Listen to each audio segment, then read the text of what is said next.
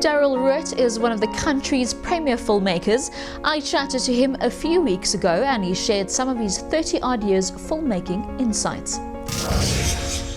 Now, before we talk about what you're doing now, let's take people back to the early days in 1986 when you started in your early 20s and you started as a filmmaker with The Place of the Weeping, which was essentially an anti-apartheid drama. It's only with hindsight that you realize how sinister the system was, you know, that there was complete control. So the SABC dominated everything, you know, and they controlled the content of everything, and the government also controlled the content of everything through them. And I was working as a young guy as like a runner on a TV show, and I was amazed at the content of the story, that it was not reflecting what was happening in our society. You liked challenging the status quo, because next up was The Stick. Also lots of controversy. What prompted you to make the movie, and is there an uncut version somewhere? I'd been to the army, and the army was a horrifying place, and I don't think young people, white people, realized how horrifying that was too. You know, kids who coming out of school thrust into the army say, go and kill those people. Seriously? And so, you know, that film examined what that was like to be in the army and the consequences of that, the moral consequences of it, you know. But I'm proud of that film because the End Conscription campaign used to take it around to high schools and show all these little white school kids what they're getting into. Be careful. Let's talk about your big film after that, and that was Serafina with Whoopi Goldberg. You garnered a lot of success. Bongeni's stage play was wonderful. I saw it in New York. It was incredible. But how did you turn that into a film? So that was an interesting challenge too. But I think it was reasonably successful. I mean, I think it's still South Africa's most successful film, other than maybe Gods Must Be Crazy. And that was exciting because that unlocked the door for me in like Hollywood, you know. So I got to play that game too, you know. The problem was, I think I was a bit too young. I think I was like 27 when I made that film. Do you think you need more life experience in this game? I think you do. For example, someone like Gavin Hood, when he succeeded with Tsotsi and won the like Oscar for Best Film, he was a man already, and he was 35, 36, you know, so it helps, hey? When you're in your mid-20s, ooh, it's a while, you know, yeah. Let's talk about the door to Hollywood, 1994, Fatherhood with the late Patrick Swayze. What was it like working on that first big project? As I said, when I went in with Serafina, I was very young, right? So, and when the keys to the magical kingdom came along, I took the first film that came my way. Now, it wasn't Fatherhood, it was a version of Fatherhood with Richard Gere, and it was a really interesting film because the guy who wrote it was the guy who wrote Goodfellas, which is a famous Martin Scorsese film. And this screenplay was magnificent, and Richard Gere was magnificent. That film never arrived. It became a film with Patrick Swayze called Fatherhood. It was so far removed from that. However, it was part of the Hollywood process. I didn't know you. I didn't know I had a son. I didn't know I had a daughter. But now I do. Now I do.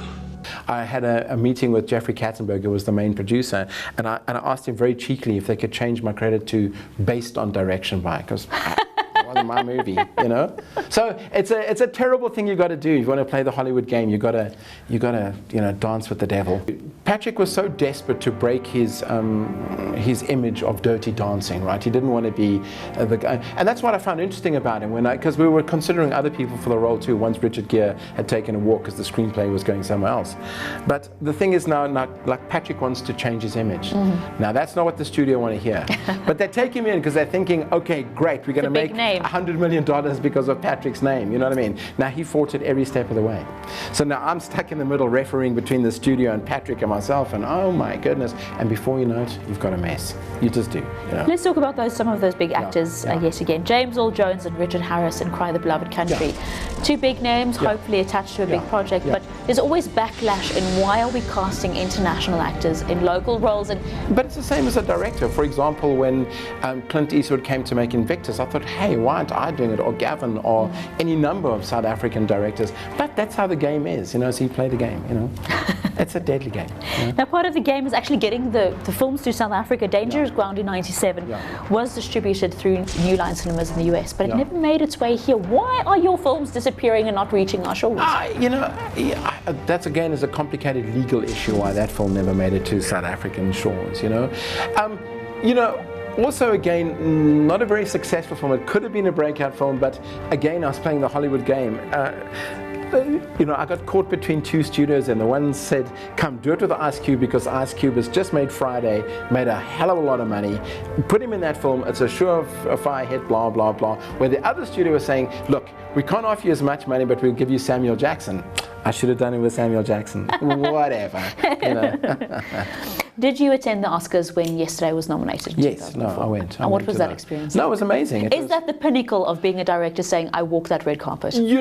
Everyone says, oh, it doesn't mean anything, but it means everything. Ask Gavin. Well, his Oscar unlocked a career that's amazing. He's had an amazing career now, Mine, unlocked a little door, so it kept me going for a long while, and I'm still going, So we keep going, Before we head into what you're doing now, of course, Jennifer Hudson played Whitney, and it was straight after her Oscar win. Yeah.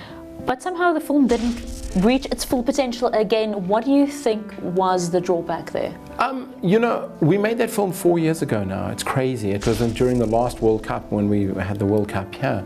And I think we made a remarkable film. I think it was amazing. I think Jennifer Hudson was stunning. I thought Terrence Howard was unbelievable. Are brilliant actors. Well, they were both amazing in the film.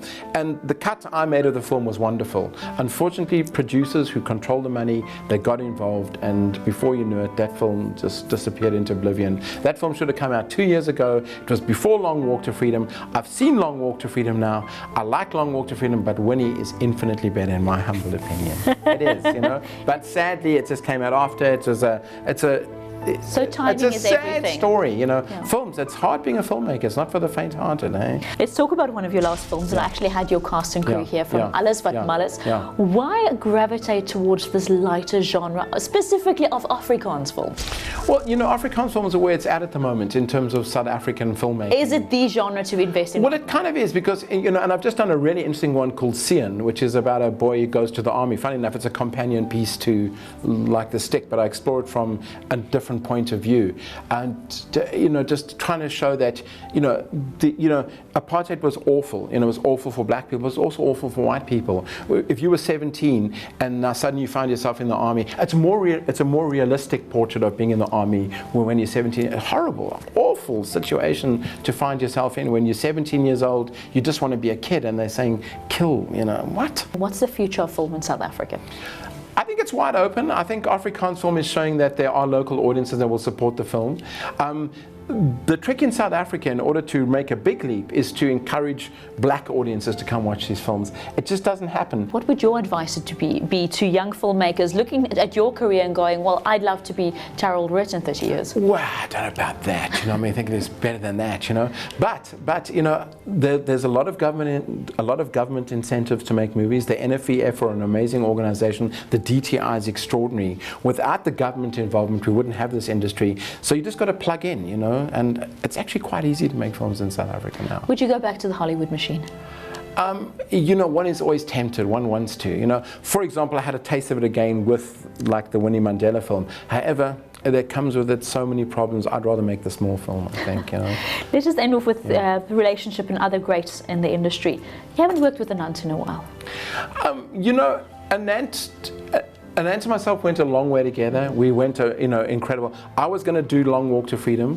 I was shown the door because they wanted a British film director. That's fine, So I had to go and do my thing. But, it creates a bit of tension there. I love Anant. Anant is amazing. And Anant made the film that he wanted to make, Long Walk to Freedom, and bless him, he did it. I really, truly, honestly believe, and don't shout at me, Anant, if you ever get to see this, I'm looking at all the cameras, I should have made that picture, or Gavin should have made that film, or a South African should have made that film. That film director did not understand that movie. And I just thought Idris Elba was so awkward in that film. And that's why it never won the Oscar. And it should have, and it could have, and it could have been huge,